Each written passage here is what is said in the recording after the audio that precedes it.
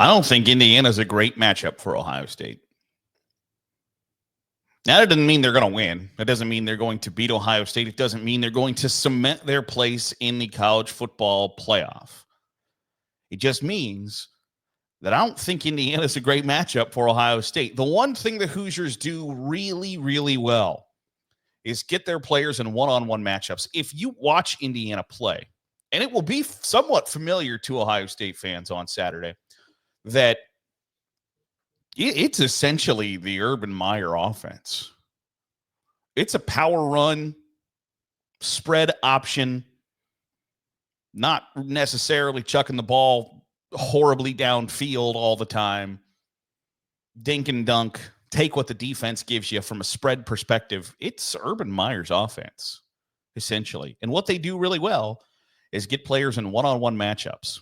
And if there's one thing that Ohio State's defense has not done well in 2024, first, I think people would tell you that they haven't gotten to the passer all that well. I don't think that's necessarily true. The production hasn't been there, but they've gotten to the passer. It's play on an island. Ohio State's cornerbacks, pretty much one in particular, got burnt crispy time and time again against Oregon. And that was not necessarily with Oregon trying to have one-on-one matchups time after time. That's what Indiana wants. Because Indiana, and give Curt Cignetti credit, he knows that when we try to play 11 on 11, probably doesn't go well for IU. We try to play one-on-one, we got a hell of a lot better shot beating one-on-one than 11 on 11. And so you want to put people on an island over and over and over again. And if Ohio State's defensive backfield hasn't gotten better in that aspect of being a one-on-one, it's not a great matchup. I'm not going to sit here and make a prediction on the game. I just think that's an interesting aspect to look at it because there are dozens of ways to look at this game. And one of the big ones, I think, is really interesting to me is can you be so ignorant that it is an advantage? Because, for instance, this is the third top 5 matchup Ohio State will play this year. Indiana, Penn State, Oregon. 3 games where both teams are in the top 5 of the country. Third one this year. It's the first time Indiana in the history of their program will play a top 5 matchup. Just sit there and assess what that means for a second. It's the third time since the middle of October that Ohio State will have done it. And it's the first time in the last 145 years that Indiana has done it. And I wonder can you be so ignorant of the pressure that you don't, because Ohio State's going to be keenly aware of what that feeling, that setting, that situation, the preparation, everything that goes into a top 5 matchup. Every player on the roster is going to have experienced it for the third time in 6 weeks. Indiana's never done it. And a bunch of their players, their quarterbacks, a transfer from Ohio. They got a bunch of players from James Madison. They have not done this before. Can you turn that into an advantage where you don't feel like you have the pressure, where you feel as if potentially all the pressure is on Ohio State? It's your building. You're the team that everybody expects to win. And hell, half the SEC is rooting for you because they think if you win, if Ohio State beats Indiana, that they're going to get in the college football playoff. Can you convince your players that all of that is true? That Ohio State, who hadn't lost to Indiana since 1989, that all the pressure is on them and not on you?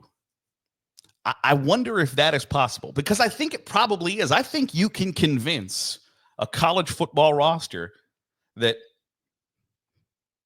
this is just another game, and we have handled our business week after week after week after week. Now, whether everybody buys into that or not, I don't know. But I do think it's because Ohio State keenly recognizes, like, hey, we are 1-1 in these games. And there is a sizable portion of the country who could argue that you should be 0-2 in those games. And somewhat historically, under Ryan Day, Ohio State hasn't performed well in those games. Indiana doesn't have any idea what that situation is like, what that feeling is like, what the pressure that comes with being in a situation where your season could be on the line. Can you be ignorant enough that, like, hey, our season isn't on the line? We still feel really good about our standing, even if we don't win. Can you be the Cinderella story?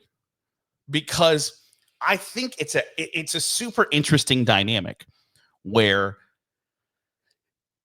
Indiana is undoubtedly the underdog on Saturday. And we love underdogs. Watch damn near any sports movie ever. It's not about the team that you thought was going to kick everybody's ass, kicked everybody's ass.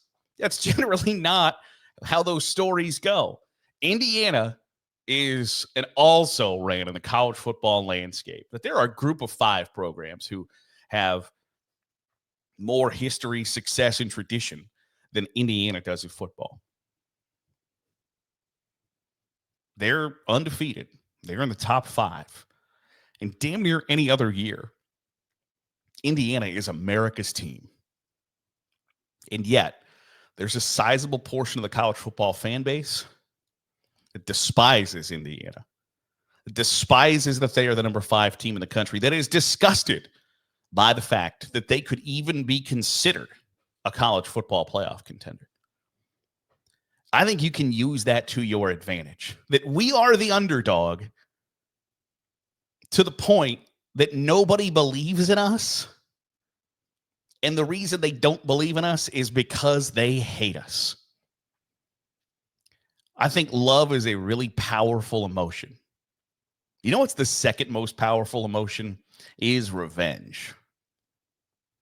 And Indiana has a lot of probably pent-up anger, frustration about the way they've been talked about for the past couple of weeks.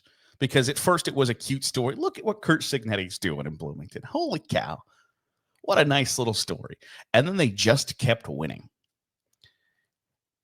And when you just keep winning, when you're a disruptor in a space that hates disruptors, you go from cute little thing that's like, oh, man, I don't know how you couldn't be on board with that to we got to figure out we got a problem here. And we got to make sure that this isn't a problem. There are a lot of people rooting against Indiana on Saturday. And I think you use that for motivation.